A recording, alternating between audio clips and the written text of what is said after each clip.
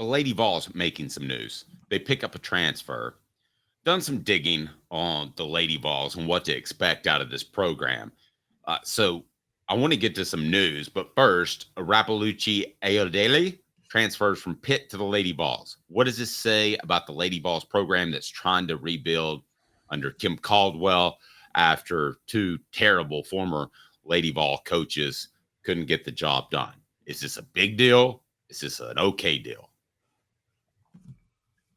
It's an okay deal, but it stands out. And here's why this stands out. Dave, what was the first question? What was the viral moment from Kim Caldwell's press conference? It was our own John Adams, right? Yep. Kim Caldwell at Marshall had the most exciting team to watch. Why?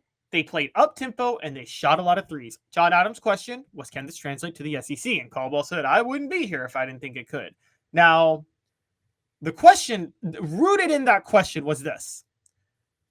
Kim Caldwell is going to have to get taller players to do in the SEC, which she was doing at Marshall. Is that fair to say? She had to get more size. Well, she's gotten the size with her transfers. All of her transfers are Ford or Ford adjacent, except Samara Spencer. So she's gone all for size. None of them are good three-point shooters. And this is her fifth pickup, Rapuluchi Ayodele, and she doesn't even shoot the three. She's a 6'1" forward who has never attempted a three-point shot in her Division I college basketball career. I don't know if she did in junior college, but never did last year. Kim Caldwell, I don't know if maybe she knew she was limited on who she could pick up this year. So what has she done? She has sacrificed the three-point shooting to go for the tempo and athleticism she wants to run. Dave, I think this team is going to look like you're going to laugh.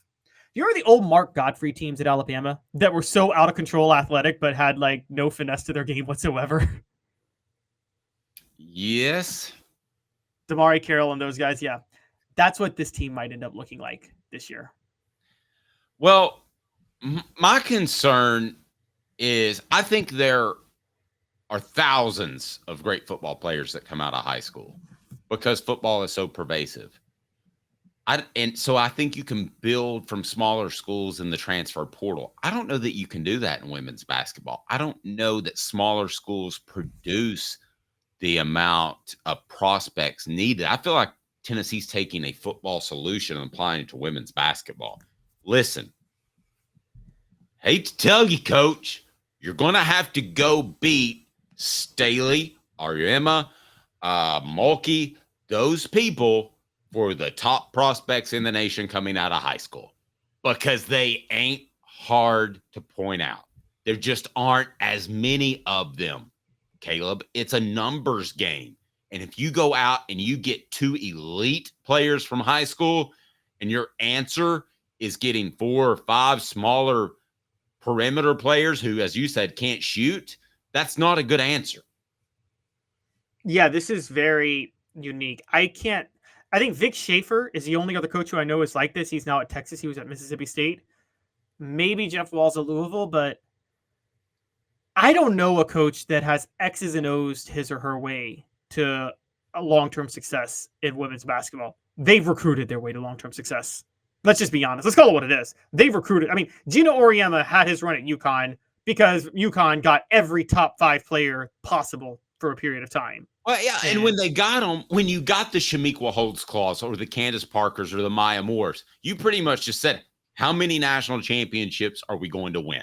Not are you, it's how many.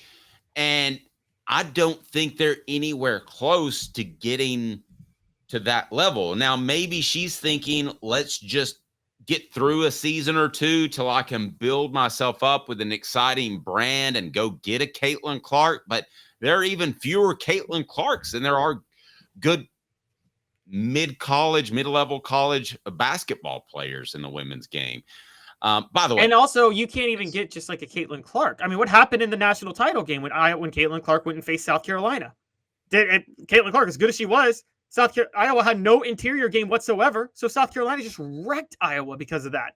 You have to have a generational talent in the post and elite talent around the perimeter, and you just have to be better than everybody else right now. Portions of the program brought to you by Dawn Self. Customer service still matters. When you make that claim, you want to know that it's taken care of. Dawn will do that. And you can click right down below, dawnself.net. With a State Farm agent, with Dawn Self, it's going to be taken care of. And Dawn's fantastic at the greater Chattanooga area. Go to dawnself.net. Everybody's trying to save on price, and I get that. But the simple fact is, when you make that claim, you want it taken care of, and they will do that. Dawn Self, again, right down below, dawnself.net. And I can't help but wonder, too, for any coach, and I'm not calling out Kim Caldwell, but what's it like stepping onto that campus and seeing that statue of Pat Summitt and that arena that you've watched on TV because you've been a huge women's basketball fan for so long? Caleb, I wonder if there's a transition period where she might make some mistakes that she would absolutely love to have back here in a couple of years. I think it's actually a benefit. I don't think Kim Caldwell feels the pressure that Kelly Harper or Holly Warlick felt to live up to that. And also, I think Danny White helped on that. I think Danny White hired Kim Caldwell and basically said, don't even think about what Pat Summitt was doing here. Don't even try to live up to that. I think Danny White went so out of, we don't want to uphold this tradition because I don't mean uphold it. We don't want to try to live by this because trying to live by this is what's cost us. I think that's Danny White's mindset. Holly Warlick and Kelly Harper, I think both of them, with all due, and by the way, we have a lot of respect for both of them as coaches and as people. They were Lady Vols. They won. Kelly Harper won 3 national titles playing for them. Holly Warlick was Pat Summitt's right-hand woman the whole time. They were just bad coaches at this hobble level. Well, yes, and part of that was they felt the shadow of Pat Summitt. They felt it. They coached as if Pat Summitt was watching them the whole time because they were so tied to her. Kim Caldwell doesn't have that problem. Kim Caldwell does not have to worry about that at all. She's probably never met Pat Summitt. Pat Summitt probably never knew who she was.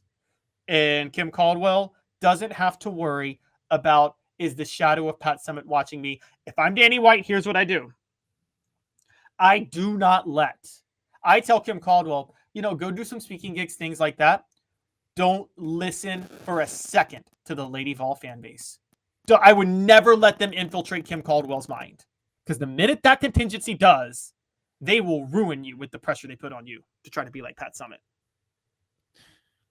I disagree because I think this Lady Vol fan base has matured. I think they've realized that this is not going to be a Pat Summitt type of program. And if they haven't, then they're incredibly short-sighted, Caleb. There's 2 Lady Vol fan bases. There is the Tennessee fan base that's now following baseball that loves to follow the sports that are good. And they have now become a majority of the Lady Vol fan base, which is good. That's why they've moved on from the Pat Summitt legacy. But then there is the Lady Vol contingency, the one that is stuck in the Pat Summitt era that have been following them since Title IX was put into play in the 1970s. The ones who want to make sure we all remember that Joan Cronin was a legendary coach, and all due respect to Joan Cronin. You know the type of people I'm talking about, Dave, right? And yeah, but a lot of that too. Okay, let's get into that. A lot of power. Let's get into that for a second. A lot of that is Tennessee's fault. I mean, they didn't treat Pat Summitt with respect during the 80s and early 90s, and they didn't care what happened with women's basketball. So there was a bit of a dissension among some for the other sports. If the Lady Vol fan said, I'll just be a Lady Vol fan, I'm not going to be a Tennessee fan. That to me is goofy as all get out. But yeah, I mean, there's some of that, but that's the guy's fault. Yeah, but Tennessee was probably better with it than 90% of the other college athletic programs at the time. I mean, I'll say that much. I mean, most of them didn't even want to field a women's basketball team and were forced to. Tennessee embraced Title IX when it happened in the 70s. Now, I'll give you this, and this is the most underrated thing. As I come back to it, this is probably why Bruce Pearl is so underrated as a head coach. Do you remember when he took over at Tennessee, how he would actively cheerlead the Lady Vols too at the same time? Yes. And really tried to unify that fan base of men's and women's basketball Vols fans? Right. And I wish Rick Barnes would do that, but in all honesty, at his age, Bruce was probably 40-ish, 38-ish. Mid-40s. Bruce was mid-40s.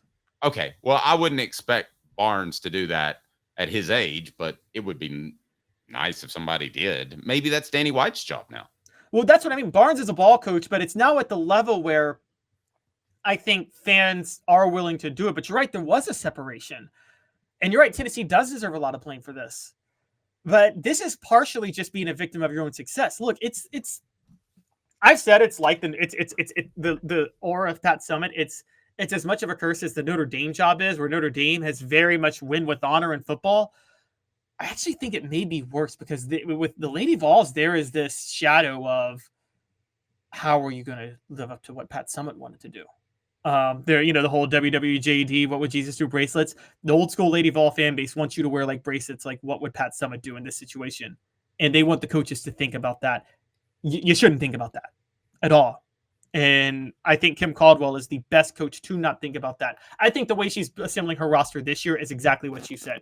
She's assembling what she can to run her system to be effective. And she's hoping that if it's effective in 1 year, that will allow her then, with the Lady Vol resources, to start landing big-time recruits going forward.